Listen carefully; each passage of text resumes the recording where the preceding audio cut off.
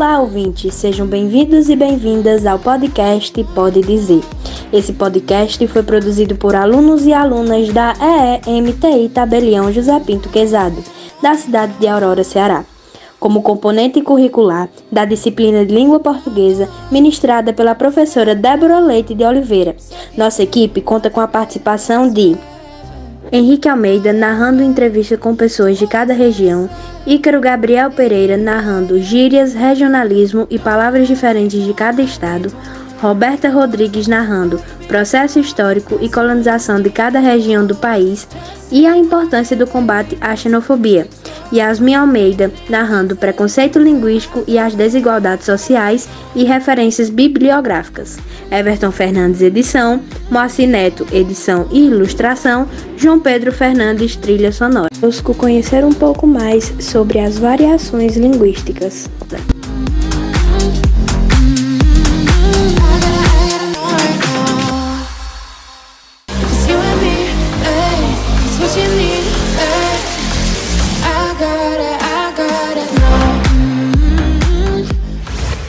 O que é preconceito linguístico? Yasmin Almeida na narração. Bom, o preconceito linguístico ele é aquele gerado pelas diferenças linguísticas existentes dentro de um mesmo idioma.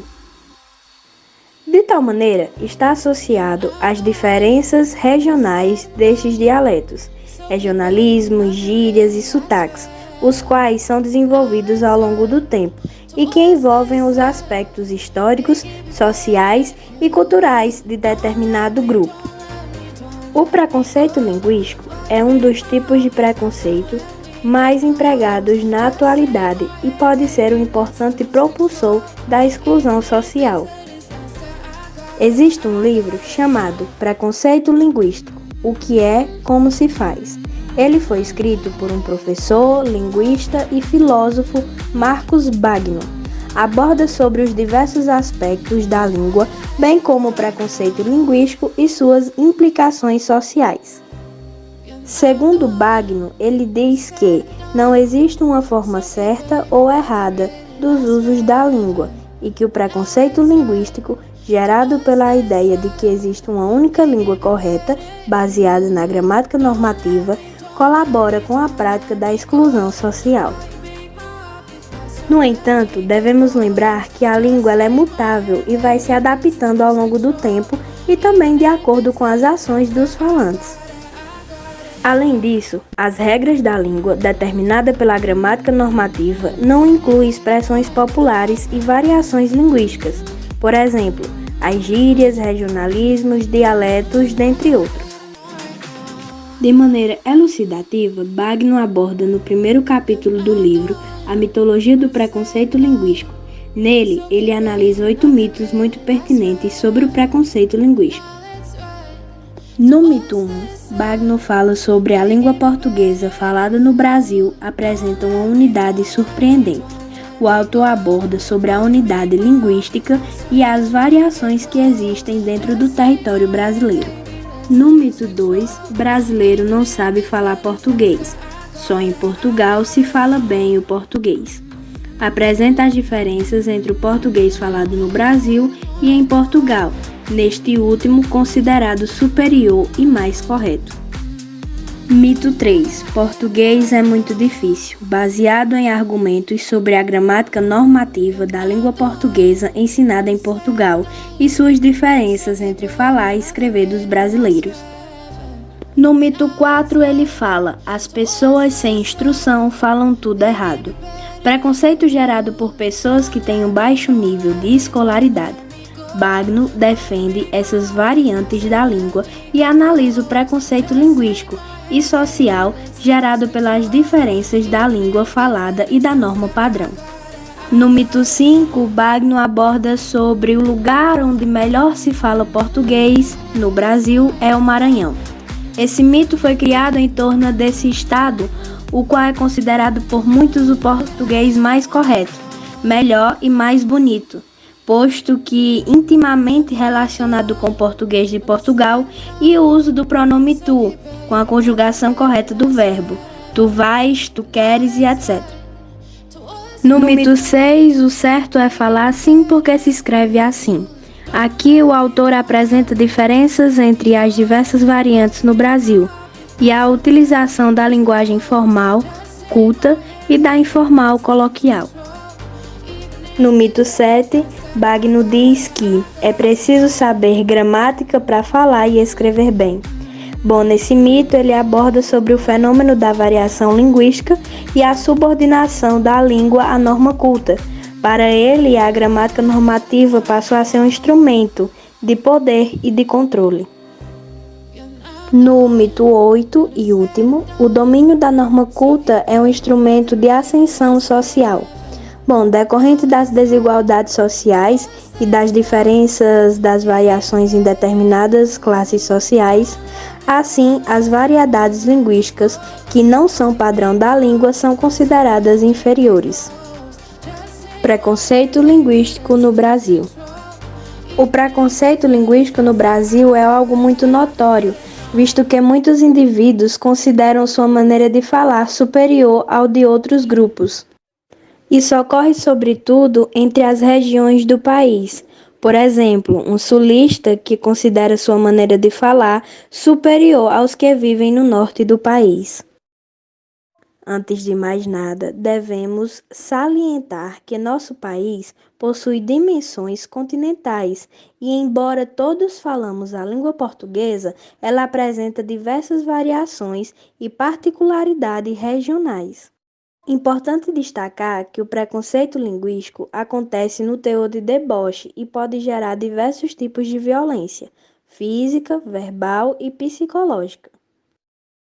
Os indivíduos que sofrem com preconceito linguístico muitas vezes adquirem problemas de sociabilidade ou mesmo distúrbios psicológicos. Bom, os sotaques, eles não só se diferenciam nas 5 regiões do Brasil, mas também dentro de um próprio estado, elas sim são diferentes, e esses são os principais alvos de discriminação. Por exemplo, uma pessoa que nasceu e vive na capital do estado e uma pessoa que vive no interior. Geralmente, quem está na capital acredita que sua maneira de falar é superior à das outras pessoas que habitam o interior do estado ou mesmo as áreas rurais.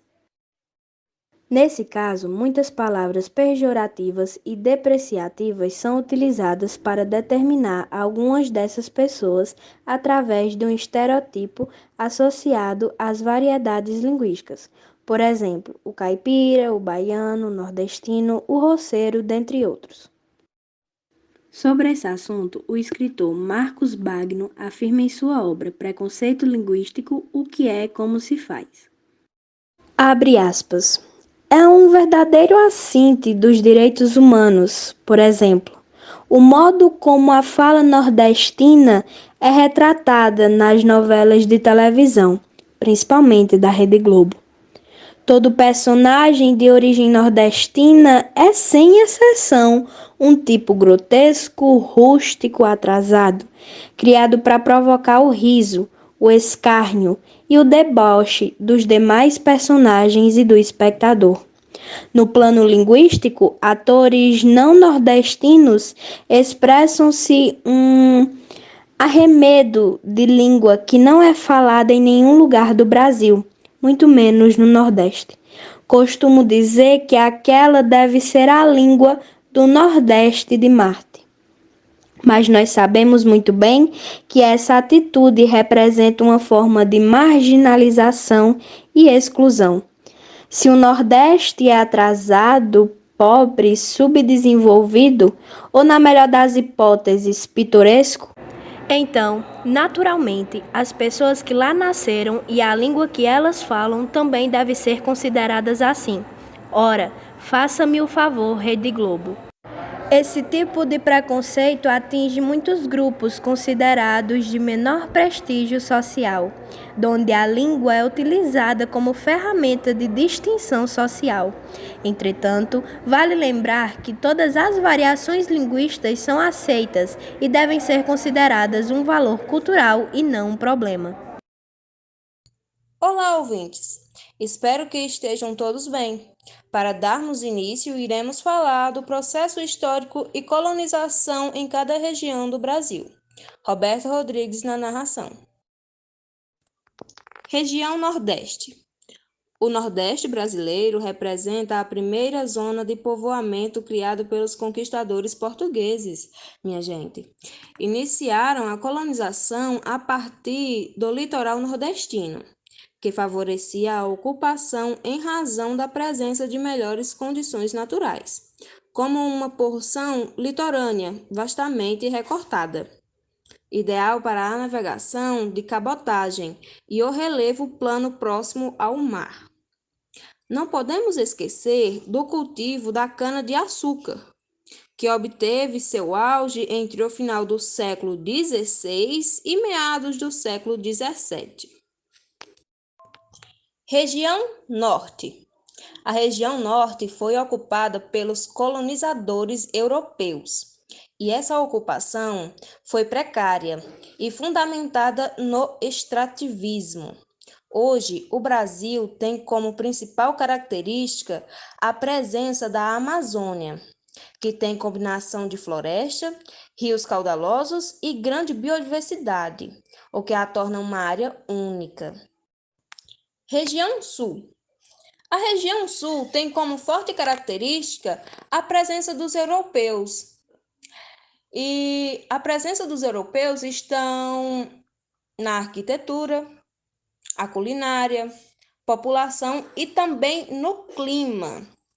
Foi justamente por causa do clima que a região atraiu vários europeus durante os séculos XIX e XX, o que possibilitou um processo diferente de outras regiões brasileiras. Região Sudeste. A região Sudeste começou a ser colonizada pelos portugueses no século XVI. A primeira vila, São Vicente, foi fundada em 1532. O desenvolvimento da região começou a partir da descoberta do ouro em Minas Gerais, no século XVIII. Em 1763, o porto do Rio de Janeiro, por onde escoava o ouro, passou a ser a capital do Brasil. E, por fim, região Centro-Oeste. Durante os séculos XVI, XVII e XVIII, com o objetivo de descobrir ouro e pedras preciosas, os bandeirantes, partindo da vila de São Paulo, iniciaram a ocupação da região Centro-Oeste, que antes era uma área praticamente esquecida pelos colonizadores. Lembrando também que os primeiros habitantes não foram os bandeirantes, e sim os indígenas. Só depois os bandeirantes vieram para a região. Algumas cidades surgiram através da mineração, que só aumentava mais e mais. Eu fico por aqui com a parte de processo histórico e colonização de cada região do nosso país. Até breve. Olá, ouvintes! Hoje eu vou falar sobre gírias, regionalismo e palavras diferentes de cada estado brasileiro. Ícaro Gabriel na narração.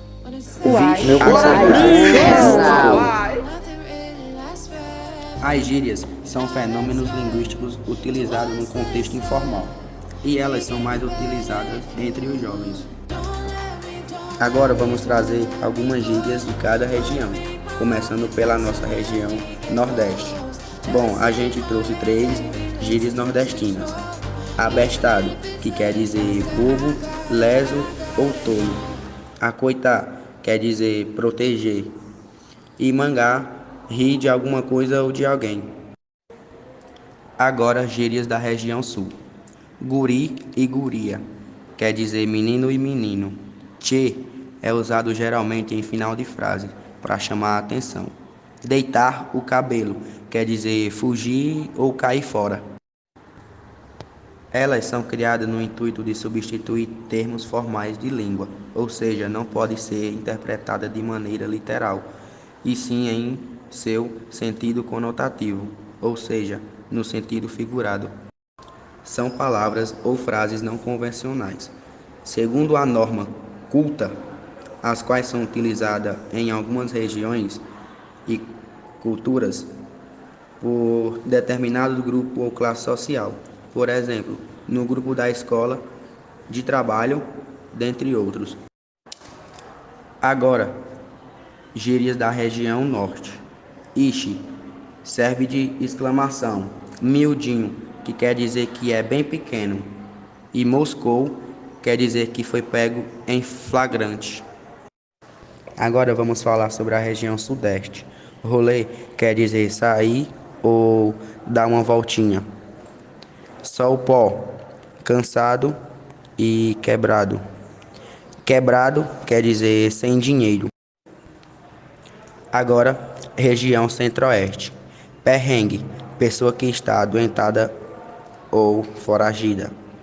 Não dá de conta, quer dizer não consegue fazer algo que precisa ser feito. Arruinou, quer dizer piorou, ficou pior do que estava. Como percebemos, as gírias elas podem se diferenciar ao seu sentido. De acordo com cada região, a mesma gíria pode ser falada tanto na região norte como na sudeste, mas com diferentes significados. Agora vamos falar um pouquinho sobre o regionalismo. Ocorre quando há um grupo particular de elementos linguísticos em uma localização geográfica delimitada. Geralmente, origina-se de fatores históricos da cultura regional, sendo o dialeto uma de suas principais formas de expressão. Exemplo, a palavra macaxeira, usada no Nordeste, que no Sudeste vira mandioca e no Sul, aipim. A importância do combate à xenofobia. Roberta Rodrigues na narração. Afinal, o que significa xenofobia? Há muitas pessoas que só ouvem falar a palavra xenofobia e não sabem do seu real significado. Então, pessoal, há certo consenso de que a xenofobia consiste em um conjunto de atitudes ou práticas relacionadas às origens das pessoas, mas a depender do contexto da pessoa que a utiliza. Seu significado pode ser distinto. Por exemplo, pode-se discutir se a xenofobia emana de um nível individual ou coletivo. Se um ato isolado de uma pessoa pode ser considerado xenofobia ou não. Atitudes, preconceitos e comportamentos que rejeitam, excluem e frequentemente difamam pessoas, com base na percepção de que eles são estranhos ou estrangeiros à comunidade, sociedade ou identidade nacional. Ao adotar esse enfoque, considera-se que qualquer forma de violência baseada nas diferenças de origem geográfica, linguística ou étnica de uma pessoa pode ser considerada como xenófoba. Em resumo, a xenofobia é o medo ou ódio por estranhos, e está vinculada a atitudes e comportamentos discriminatórios e frequentemente culmina em atos de violência, como diferentes tipos de abuso e exibições de ódio. Ou seja, pessoal, xenofobia é um abuso psicológico. Não como posso dizer? Não um abuso físico especificamente, mas sim aí um abuso emocional, um abuso psicológico. É importante destacar o sentido em que a palavra estranho está sendo utilizada nessa definição. Nem sempre a xenofobia se direciona a um estrangeiro. Por vezes, ela pode ocorrer em relação a pessoas de determinada etnia, dentro de um mesmo país, com costumes e cultura diferentes, e que não corresponde à etnia predominante dentro daquele território.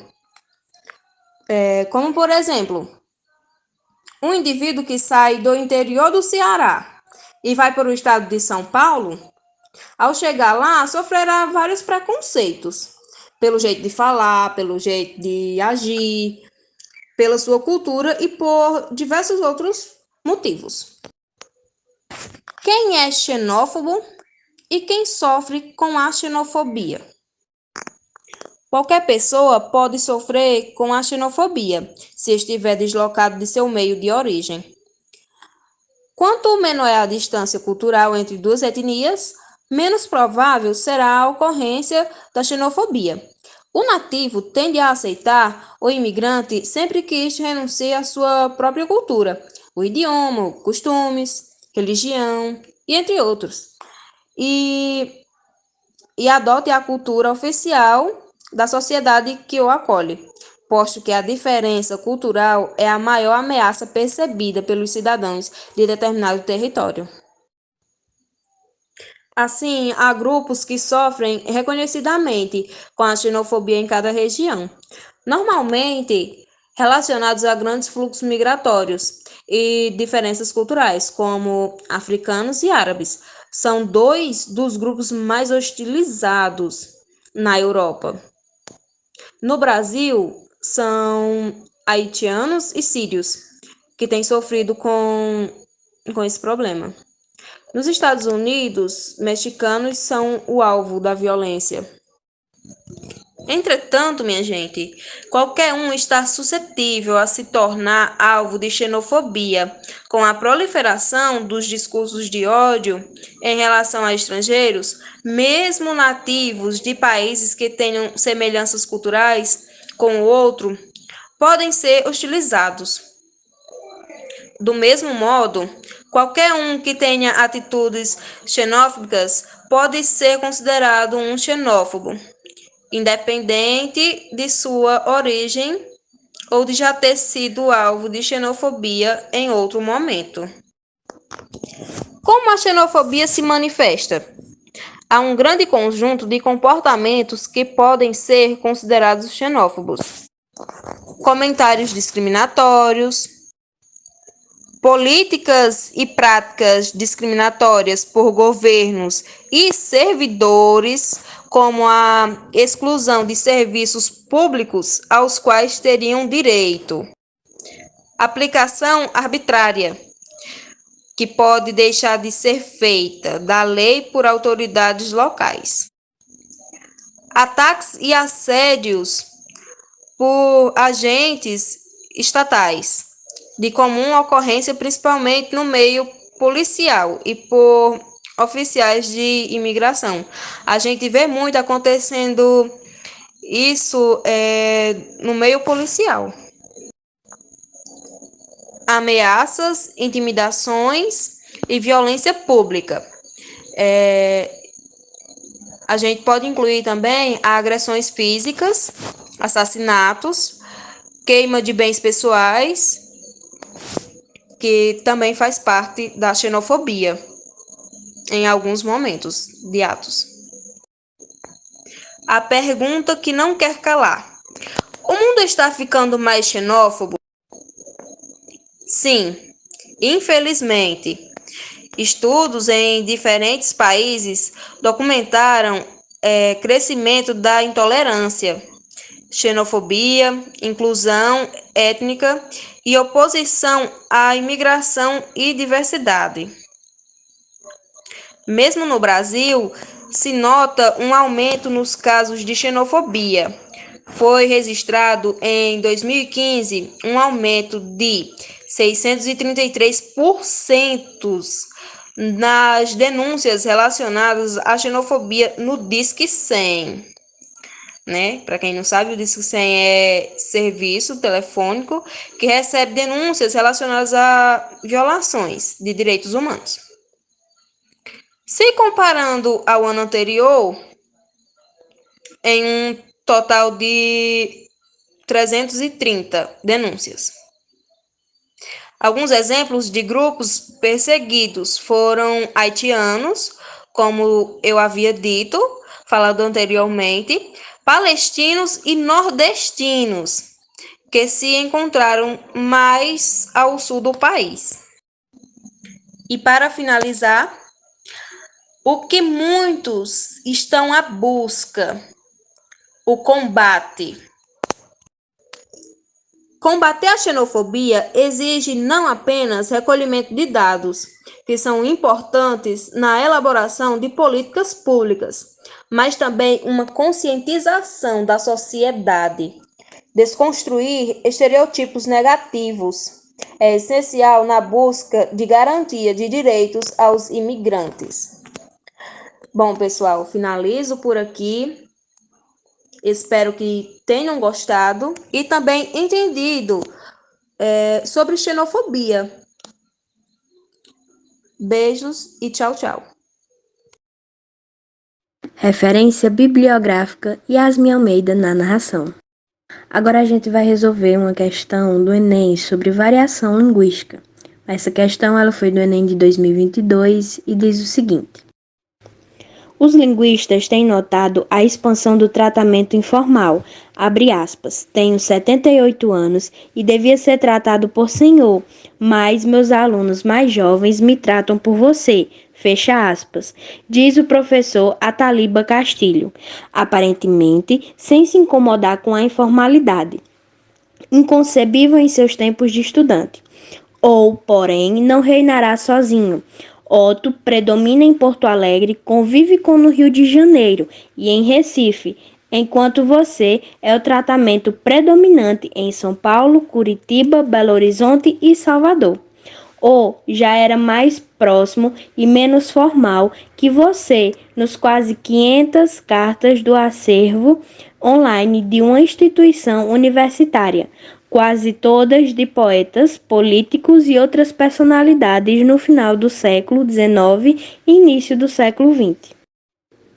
No texto, contrasta-se que os usos de pronomes variam ao longo do tempo e que atualmente têm emprego diversos pelas regiões do Brasil. Esse processo revela que: alternativa A, escolha de você ou de tu, está condicionada à idade da pessoa que usou o pronome. Alternativa B, a possibilidade de se usar tanto tu quanto você caracteriza a diversidade da língua. Alternativa C, o pronome tu tem sido empregado em situações informais por todo o país. Alternativa D, a ocorrência simultânea de tu e de você evidencia a inexistência da distinção entre níveis de formalidade. Alternativa E, o emprego de você em documentos escritos demonstra que a língua tende a se manter inalterada. Agora a gente vai dar 10 segundos para vocês tentarem resolver essa questão e pensar na alternativa correta.